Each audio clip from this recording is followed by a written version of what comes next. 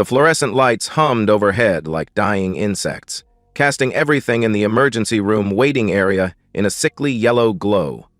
Mark sat in the hard plastic chair, his hands clasped so tightly his knuckles had gone white. Through the reinforced glass windows, he could see Danny's motionless form on the gurney, tubes snaking from his small body like mechanical umbilical cords. "Mr. Harrison!" Dr. Chen appeared beside him, clipboard in hand, her expression professionally neutral. "We need to discuss the blood transfusion." Mark stood immediately, his 6-foot frame towering over the petite doctor. "Whatever he needs. I'm O-negative, universal donor. Take as much as you need." "That's very generous, but we'll need to run a quick compatibility test first. Standard procedure." She gestured toward a chair next to a mobile phlebotomy cart. Just a small sample. The needle slid into his arm with practiced precision. Mark watched his blood fill the small vial, dark red and ordinary. Nothing special about it, nothing that would suggest his world was about to implode. 20 minutes later, Dr. Chen returned. Her professional mask had slipped slightly, revealing something that looked almost like pity. "Mr. Harrison, I'm afraid your blood isn't compatible with Danny's." "What do you mean?" "I am O-negative. I can donate to anyone. The issue isn't your blood type, it's—" She paused, glancing around the waiting room. "Perhaps we should speak privately." Mark's chest tightened. "Just tell me." "The genetic markers indicate that you cannot be Danny's biological father. It's genetically impossible with your blood type and his." The words hit him like physical blows. Mark felt his vision narrow, the edges of his sight darkening as if someone had dimmed the lights. He gripped the back of the chair, his methodical engineer's mind immediately beginning to catalog and analyze. Could there be a mistake? Lab error? "We've run the test twice. I'm very sorry, Mr. Harrison." Mark stared at the floor tiles, counting the small black specks in the institutional beige. 17 in the square directly below his right foot. He'd built his life on precision, on measurable facts and logical outcomes. Diane had been pregnant when they got married 23 years ago. Danny was 22. The math was simple and devastating. Could you put that in writing, the test results?" Dr. Chen's expression softened further. "Of course. I'll have the lab prepare a formal report." Mark nodded, his throat too tight to speak. He signed the consent forms with steady hands, though inside he felt like he was drowning. Each signature felt like signing his own death warrant. The wait stretched on. Danny's surgery was successful, but Mark barely heard the updates. He sat in that same plastic chair, staring at the sealed envelope containing the lab results. The paper felt heavier than it should have, as if it contained the weight of his entire life. His phone buzzed. A text from Diane. "How's Danny? I'm stuck in traffic, but coming as soon as I can." Mark stared at the message, his thumb hovering over the keyboard. He typed, "The doctors say he's not my son." Deleted it. Typed, "Did you know?" Deleted it. Typed, "We need to talk." Deleted it. Finally, he settled on, "He's stable." The 3 dots appeared and disappeared several times before Diane's response came. "Thank God. I'll be there in 20 minutes." Mark stood up, folding the lab report carefully and sliding it into his jacket pocket. His hand trembled slightly as he walked toward the exit, past the reception desk where a young nurse was chatting with a security guard about weekend plans. Normal people, living normal lives, blissfully unaware that his had just ended. Outside, the October air was crisp and clean, a stark contrast to the recycled hospital atmosphere. Mark sat in his car, hands gripping the steering wheel, staring at the dashboard clock. 8:47 p.m. He would remember this moment for the rest of his life, the exact minute when everything he thought he knew became a lie. His phone rang. Diane's name appeared on the screen, along with her smiling photo from their anniversary dinner last month. He let it go to voicemail. Mark's house felt different when he returned from the hospital that night. The same beige walls, the same family photos lining the hallway, the same comfortable furniture Diane had chosen. But now it all felt like a museum of deception. He stood in the entryway, his keys still in his hand, studying the framed photograph of Danny's first birthday party. In the picture, Mark was lifting his son high in the air, both of them laughing. He moved through the house methodically, as he did everything else. First, the family room, where their wedding photo sat on the mantel. Diane in white, radiant and 7 months pregnant, though they'd told everyone she was only 4 months along. A small lie, they'd said, for the sake of appearances. In his home office, Mark pulled out the filing cabinet where he kept important documents: birth certificates, medical records, insurance papers, all the bureaucratic evidence of a life lived. He spread Danny's birth certificate on his desk, studying the details with new eyes. Born February 12, 2002. Diane's due date had been March 15th. Another discrepancy he'd never questioned. The computer hummed to life, casting blue light across his face as he opened a new spreadsheet. Mark had always been organized, but now his methodical nature became something else entirely. He created columns: child's name, birth date, conception date, Diane's activities, suspicious behavior. Tommy, their oldest, born 8 months after the wedding. Green eyes, though both Mark and Diane had brown. Mark had always assumed it was a recessive gene from somewhere in the family tree. Now he wondered. Sarah, their middle child, born 3 years later. Musical talent that seemed to come from nowhere. Neither Mark nor Diane could carry a tune, but Sarah had been playing piano by ear since age 4. Mark remembered Diane's pregnancy with Sarah, how she'd joined a book club that met twice a week. Sometimes those meetings ran very late. And Danny, the youngest. Danny, who looked nothing like Mark, who had his mother's delicate features and something else, a jawline that Mark now realized resembled Rick Callahan, Diane's co-worker and frequent companion at company events. Mark opened another browser window and began researching DNA testing companies. He'd need hair samples, something with follicles. The children's hairbrushes would work. He'd kept their baby teeth, a sentimental habit that now served a darker purpose. At 3 a.m., Mark sat surrounded by 20 years of family photos, arranging them chronologically. The evidence was there once you knew what to look for. Diane's defensive reactions whenever he asked about the children's appearances. Her habit of changing the subject when anyone mentioned genetics or family resemblances. He remembered Janet, Diane's best friend, and how she always seemed uncomfortable during family gatherings, how she'd avoid eye contact with Mark, how she'd steer conversations away from anything that might touch on family history. Janet, who provided alibis for Diane's girls' nights that lasted until morning. The DNA test kits arrived 3 days later. Mark collected the samples while his family slept, feeling like a criminal in his own home. Hair from brushes, saliva from stored baby teeth, even a few strands from their pillows. He packaged everything with clinical precision, following the instructions exactly. The waiting was the worst part. 2 weeks of pretending everything was normal while his world crumbled in slow motion. Diane seemed different now, though perhaps it was just his new perspective. Her quick explanations for time spent away from home. Her defensive posture when he asked simple questions about her day. The email arrived on a Tuesday morning at 7:42 a.m. Mark was alone in the house, Diane having left early for another client meeting. He opened the attachment with steady hands, though his heart hammered against his ribs. The results were unambiguous. Tommy, 0% probability of paternity. Sarah, 0% probability of paternity. None of them were his children. Mark printed the results, placed them in a manila folder, and labeled it evidence in his neat handwriting. Then he sat in his car in the driveway, staring at the house where he'd lived for 15 years, where he'd raised 3 children who weren't his, where he'd loved a woman who had betrayed him in the most fundamental way possible. His phone buzzed, a text from Diane. "Working late again tonight, don't wait up." Mark stared at the message, then carefully placed his phone on the passenger seat. He had work to do. Mark's background in insurance investigation had taught him that truth was always hiding in plain sight, waiting for someone with the patience to uncover it. His former colleagues had always joked that he could find patterns in chaos, connections that others missed.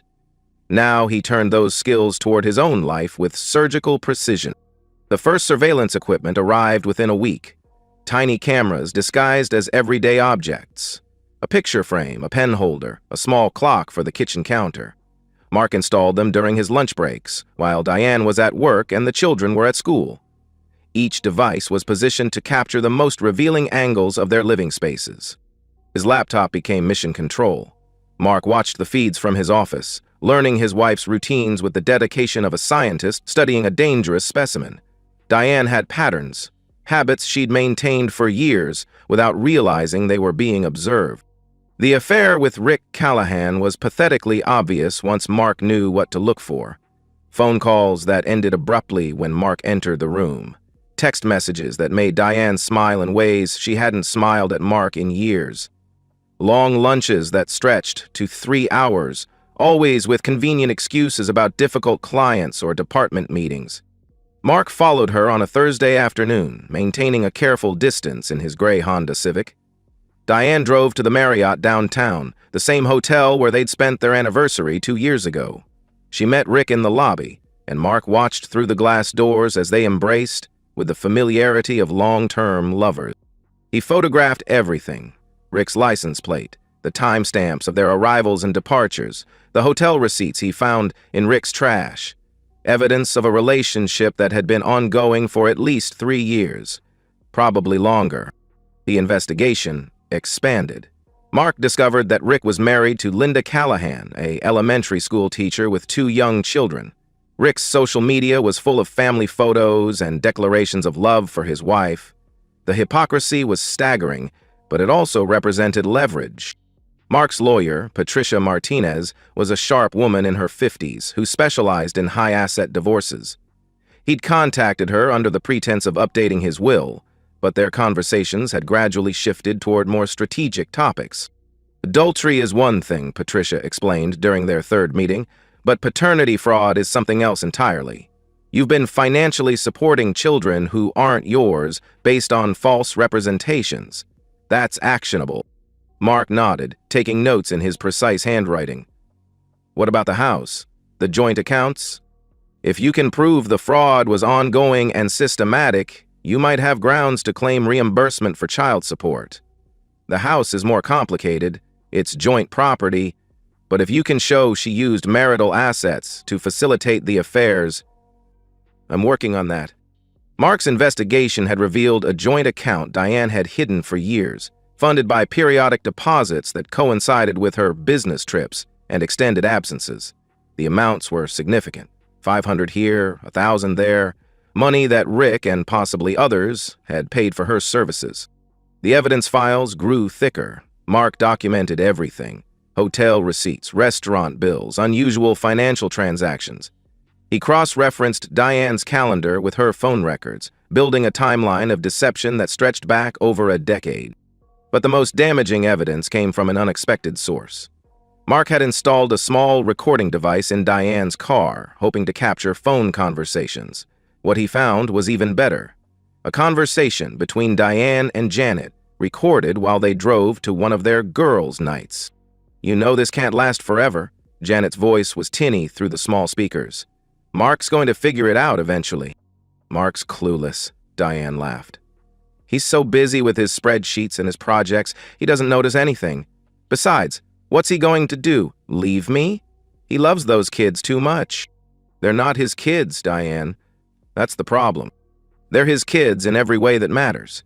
He's been their father for 20 years. He's not going to walk away from that." Mark listened to the recording 3 times, his hands clenched into fists. The casual cruelty in Diane's voice, the way she dismissed his love for the children as weakness rather than strength. She'd manipulated his devotion, used his capacity for love against him. The final piece of the puzzle fell into place when Mark discovered that Janet had been more than just an alibi. She'd been actively facilitating the affairs, providing her apartment as a meeting place when hotels were inconvenient. Janet, who'd been a guest at their wedding, who'd helped them move into their first house, who'd been the children's honorary aunt. Mark sat in his car outside Janet's apartment building, watching Rick's BMW pull into the parking lot. 20 minutes later, Diane's car followed. Mark photographed both vehicles, noting the time and date. Then he drove home to his family, to the house full of lies, to continue playing the role of devoted husband and father while he prepared for war. That night, as Diane slept beside him, Mark stared at the ceiling and planned his next move. The investigation was complete. Now it was time to build the trap.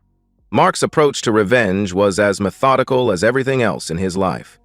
He spread the evidence across his office desk like a general planning a campaign, each document a weapon in his arsenal. The paternity tests, the surveillance photos, the financial records, everything painted a clear picture of systematic betrayal. Patricia Martinez reviewed the evidence with professional admiration. "This is extraordinary work, Mark. I've rarely seen a case this well documented." She flipped through the photographs, pausing at a particularly damning image of Diane and Rick entering the hotel. "You have enough here to destroy her in court." "Court's not enough," Mark said quietly. "I want her to lose everything. The house, the money, the reputation, the friends who helped her, all of it." Patricia raised an eyebrow. "That's a dangerous path, Mark. Revenge can consume you." "I'm already consumed. The question is whether I burn alone or take everyone down with me." Mark's first strategic move was financial. He began quietly transferring assets out of joint accounts, moving money to accounts in his name only, not theft. He was careful about that, but protective repositioning.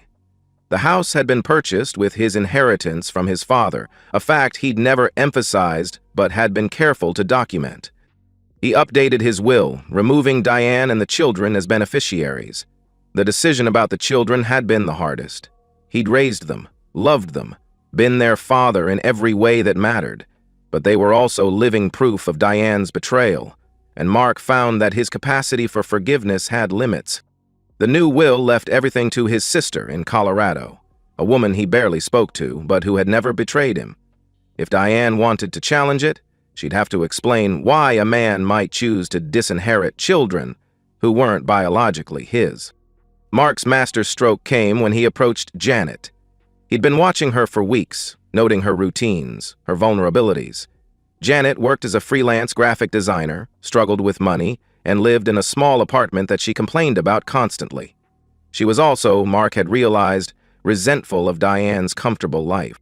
He waited until Janet was alone at a coffee shop, grading through work at a corner table. Mark approached carefully, his folder of evidence tucked under his arm. "Janet, I'm sorry to bother you, but I was wondering if we could talk." She looked up, startled. "Mark? What are you doing here?" "I know," he said simply, sitting down across from her. "About Diane. About all of it." Janet's face went pale. "I don't know what you're talking about." Mark opened the folder, sliding a photograph across the table. It showed Janet's apartment building, with Rick and Diane clearly visible entering together. "I have dozens of these. Phone records showing your calls to provide alibis, financial records showing payments you've received for services rendered." Janet stared at the photograph, her hands shaking. "Mark, I can explain." "I don't want explanations. I want your help." The offer he made was simple and devastating. Janet could continue to be Diane's accomplice and go down with her when the truth came out, or she could help Mark execute his plan. In exchange, she would receive the house, all of it, transferred to her name before the divorce proceedings began. Janet had been harboring resentment for years, Mark realized. Resentment at being used as a cover story, at watching Diane live comfortably while she struggled, at being treated as a secondary character in Diane's drama. The offer gave her a chance to become the star of her own story. "She doesn't even respect you," Janet said finally. "She calls you her useful idiot when you're not around. Says you're too boring to suspect anything." Mark felt something cold settle in his chest. "Will you help me? What do you need me to do?" Mark's plan was elegant in its simplicity. He would orchestrate a family dinner for his 45th birthday, a celebration that would become a revelation. Janet would be there, playing her role as the supportive friend, right until the moment when she helped Mark destroy everything. The preparations took weeks. Mark arranged for a private dining room at their favorite restaurant, then changed his mind and decided to host it at home. More intimate, he told Diane. More personal. The truth was, he wanted complete control over the environment. He ordered DNA test kits for public revelation, had the results professionally printed and bound. He prepared legal documents, ensured all assets were protected, and even researched the coastal town where he planned to start his new life. The guest list was carefully curated, the children and their partners. Janet, of course. And as a special surprise, Mark invited Rick and Linda Callahan, telling Rick it was a small gathering to celebrate his birthday, and he'd love to have work colleagues there. Rick, perhaps guilty about his affairs, accepted immediately. Mark purchased a small house on the Oregon coast, a place where nobody knew his history. He arranged for a job transfer through his company, using his excellent reputation to secure a remote position. Every detail was planned, every contingency considered. The night before the dinner, Mark stood in his kitchen, looking at the dining room table where he'd arranged place cards, each name representing a relationship built on lies, each chair a seat for the theater of revelation he was about to orchestrate. His phone buzzed. A text from Diane. "Thanks for planning this, honey. It means so much to have everyone together." Mark stared at the message, then deleted it without responding. Tomorrow, she would understand exactly what it meant to have everyone together. Mark had always prided himself on his cooking, and tonight he outdid himself. Beef tenderloin with red wine reduction, roasted vegetables, homemade bread that filled the house with warm domestic aromas. If this was to be his last meal as a husband and father, he wanted it to be memorable. The dining room looked perfect. Fresh flowers on the table, his good china, candles flickering in the centerpieces. Under each place setting, he'd positioned a manila envelope, but the envelopes were face down, invisible to the arriving guests. Tommy arrived first with his girlfriend Lisa, carrying a bottle of wine and a wrapped gift. At 23, Tommy was already developing Mark's methodical nature, though he'd inherited his mother's quick temper. They embraced, and Mark felt the familiar pang of loss, not just for the man he'd raised, but for the relationship that was about to end. Sarah came next, her husband David in tow. At 20, she was the artistic one, the dreamer who saw beauty in everything. She'd always been closest to Mark, and her smile when she hugged him nearly broke his resolve. But he'd practiced this moment, steeled himself for what was coming. Danny arrived last, still moving carefully from his recent surgery. At 17, he was the most fragile of the three, sensitive and introspective. He'd been looking forward to this dinner, to feeling normal again after the trauma of the accident. "Where's Mom?" Tommy asked, settling into his chair. "She'll be here soon," Mark replied, checking his watch. "She's bringing Janet." Rick and Linda Callahan sat at the far end of the table, Rick looking slightly uncomfortable but trying to maintain his jovial work persona. Linda was a pleasant woman who chattered about her children and her school. Mark wondered if she had any idea what her husband had been doing for the past 3 years. Diane arrived with Janet at exactly 7 o'clock, as Mark had known she would. Diane was nothing if not punctual. She wore the blue dress he'd bought her for their anniversary, and she looked radiant, playing the role of devoted wife and mother. "Sorry we're late," Diane said, kissing Mark's cheek. "Traffic was terrible." Mark had prepared a toast, and he stood as they finished the main course, raising his glass of wine. The room fell silent, all eyes on him. "Thank you all for being here tonight," he began, his voice steady despite the hammering of his heart. 45 years is a milestone, and I wanted to celebrate with the people who matter most. Family is everything, isn't it? The bonds of blood, the connections that make us who we are. He paused, looking around the table. Tommy was smiling, raising his own glass. Sarah looked emotional, always moved by sentiment. Danny was focused on his food, still tired from his recovery. Diane beamed at him with what looked like genuine affection. "I've been thinking a lot about genetics lately," Mark continued, "about inheritance, about what we pass down to our children. DNA is fascinating, isn't it? The way it tells the story of who we really are." Rick shifted uncomfortably in his chair. Janet's face had gone pale. "Which brings me to my gifts for tonight." Mark reached under his chair and pulled out a box of envelopes. "I've prepared something special for each of you." He walked around the table, placing an envelope in front of each person. Tommy opened his immediately, as Mark had expected. His eldest son was always impatient. Tommy's face went through a series of changes as he read the DNA test results. Confusion, then understanding, then something that looked like panic. "Dad, what is this?" "Read it aloud, Tommy." Tommy's voice cracked as he read. Probability of paternity, 0%. The tested male is excluded as the biological father of the tested child. Sarah opened her envelope next, her hands trembling. The results were identical. Danny, still weak from his surgery, needed David's help to understand what the papers meant. The room erupted in chaos. Sarah began crying, her husband pulling her close. Tommy slammed his fist on the table, making the wine glasses jump. Danny just stared at the papers, his face blank with shock. "This is impossible," Diane said, her voice shrill. "There's been some mistake. These tests are wrong." Mark returned to his seat, his own envelope still unopened. "I've had them verified by 3 different labs. The results are accurate." "Dad, I don't understand," Sarah whispered through her tears. "What does this mean?" Mark looked at his daughter. The child he'd raised, loved, taught to ride a bike, and felt his heart break all over again. "It means your mother has been lying to all of us for 20 years. Diane was on her feet now, her face flushed with anger. "How dare you? How dare you do this to our family?" "Poor family."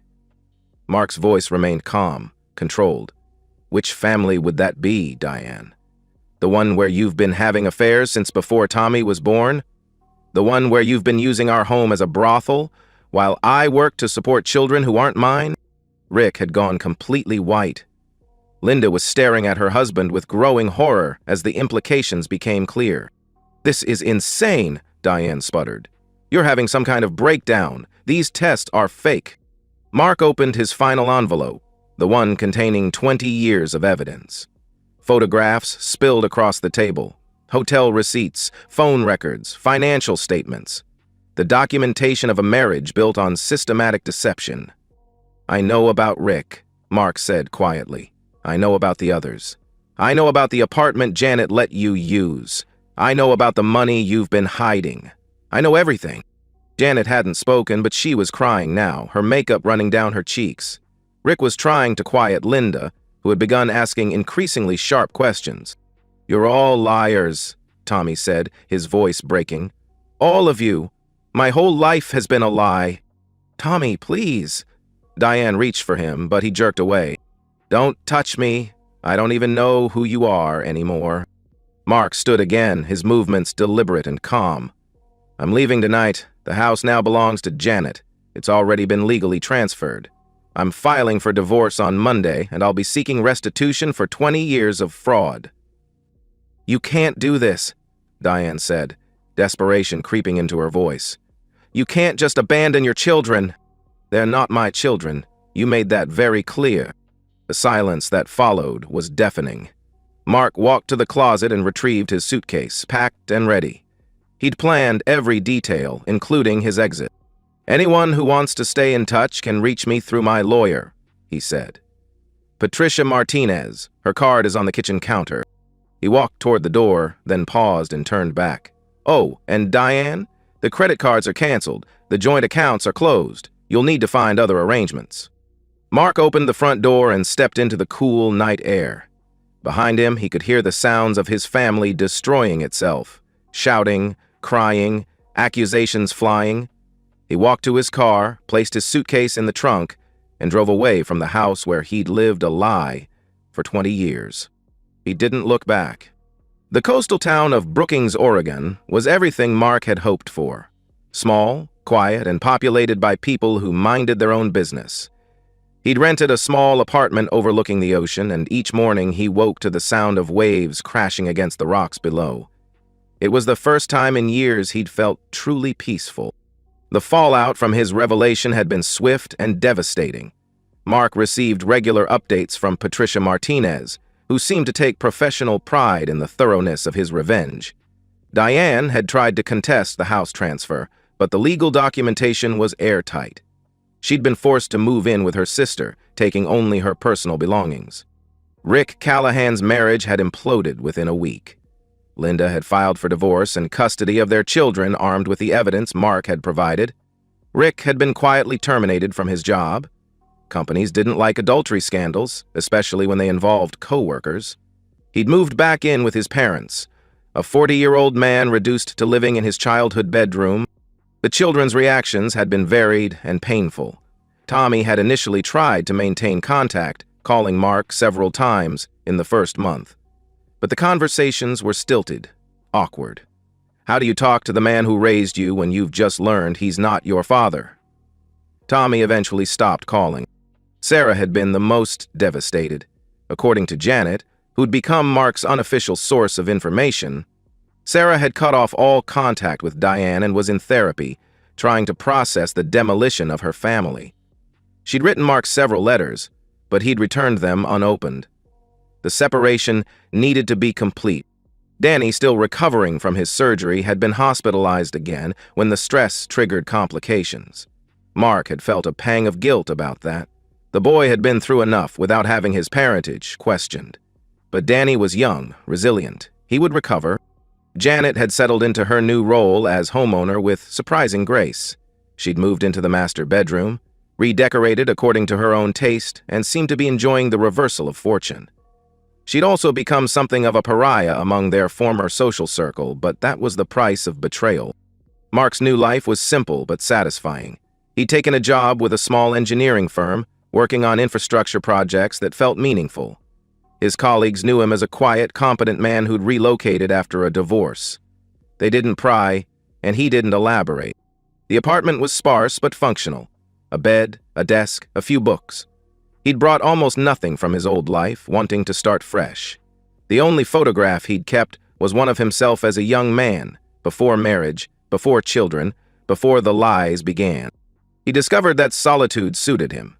He walked the beach most evenings, watching the sunset paint the sky in colors that changed every night. He read books he'd never had time for, cooked simple meals for one, and went to bed early. It was a life stripped of complications, and he found it restorative. The legal proceedings dragged on for months. Diane had hired an aggressive attorney who tried to portray Mark as a man who'd abandoned his family in their hour of need. But the evidence was overwhelming, and eventually her lawyer advised her to settle. The divorce was finalized on a rainy Tuesday in March, exactly 1 year after Danny's accident.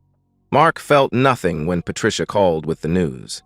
No relief, no satisfaction, no closure. Just a quiet acknowledgement that one chapter of his life had ended.